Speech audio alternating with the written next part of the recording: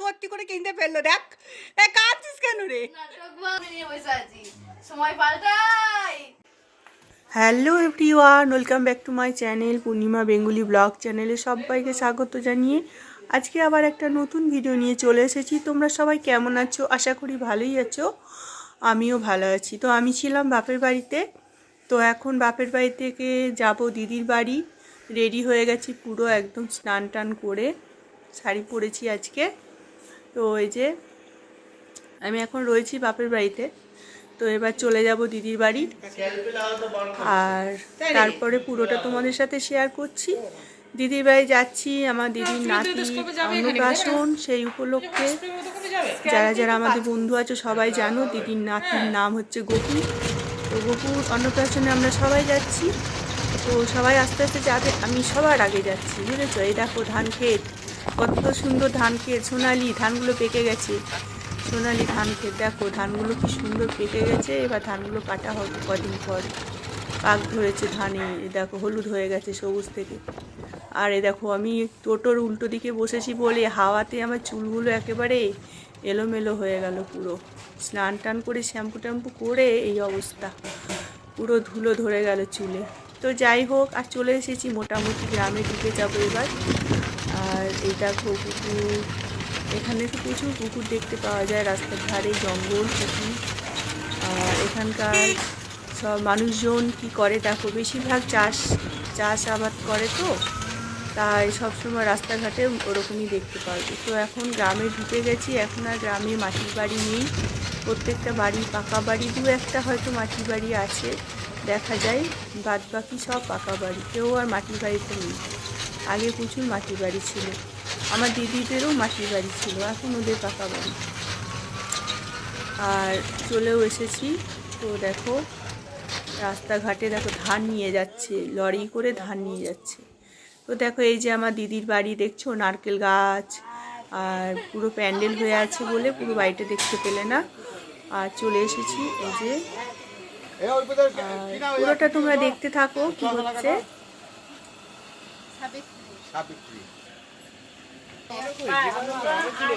আমার আর কিছু নাই।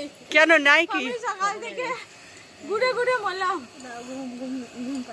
ছাতা নিয়ে যাসনি কেন?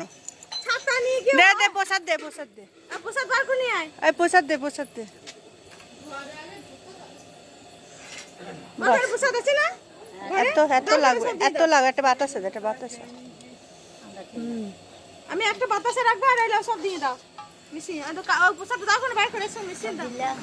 আর নাই আচ্ছা, তাহলে দাও কোন, এই তো কাকিমা আমাকে এইখানে দিও।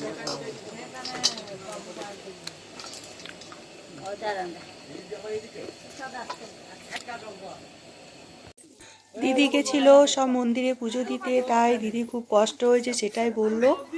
আর আমরা এবার খেতে বসে গেছি, দেখো ছোট বৌমাকে নিয়ে আমরা সব মাটিতে খেতে বসে গেছি, চেয়ার টেবিল লাগাইনি, এখন মাটিতেই খাওয়া হবে। মাটিতে বসে গেছি খেতে। আর এ দেখো ভাত, ডাল আর মাছের টক, এখানে টক খাই সবাই, তো আমারও খুব ভালো লাগে, আমরাও ছোট থেকে খেয়েছি।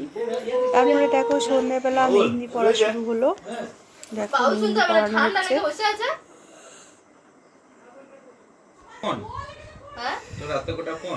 কয়টা আছে বলো তো? 4টে না 5টা? একটা টাইম ছিল যেখানে শুধু মোটরোলা ফোন ছিল, ঠিক আছে? তখন বলতো বাবা এই মাত্র ভাঙা ফোন ইউজ করা ফোন, আজকে দেখছি তো 5টা ফোন সামনে নিয়ে বসে আছি। সময় পাল্টাই, সময় সবারই আসবে, দাঁড়াও। হ্যাঁ, তাও তো ইনকাম করি না, তাও তো ইউটিউব থেকে টাকা ঢোকে না, বস চাকরি করে না, তাতেও এই গোটা, তাহলে কিছু করলে কি হবে বুঝতে পারছো? এই 5টা ফোন, তখন দেখবো 5টা আইফোন পড়ে থাকবে, 5টা আইপ্যাড পড়ে থাকবে, বুঝলে তো? সর্বনাশ কাণ্ড। তাহলে তুই সবাই ভিডিও করছে, সব সব পাখি মাছ খায়, মাছরাঙার নাম হয়, আমি ভিডিও করি আমার দোষ হয়, সবাই চুপি চুপি ভিডিও করছে। হ্যাঁ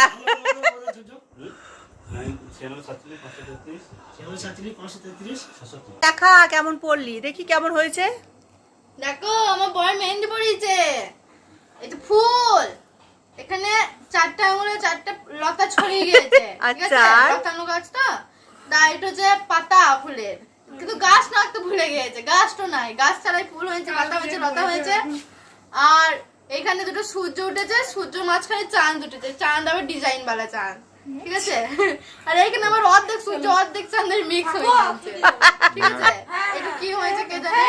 আবার এইখানে দেখো গাছ ফুল লতা সব আবার এঁকেছে এখানে, মানে এটা মোটামুটি গাছ টাছ হয়েছে, পাতা আছে এখানে। আরেকটু তাহলে ফল কবে হবে? জানি না ফল কবে ধরবে। ফল মোটামুটি 9 মাস পর। হাতে ফল ধরে নেবো, তাহলে ফল ধরে যাবে। বেশ। পছন্দ হয়েছে তো? হ্যালো, ওই ফল নয়, অন্য ফল। যা করেছে ভালো করেছে, পড়েতে দিয়েছে, লোকে তাও পায় না। পর আবার অন্য কাউকে পড়াতে চলে যাবে না। ওরে বাবা রে, সে ভয়ও আছে।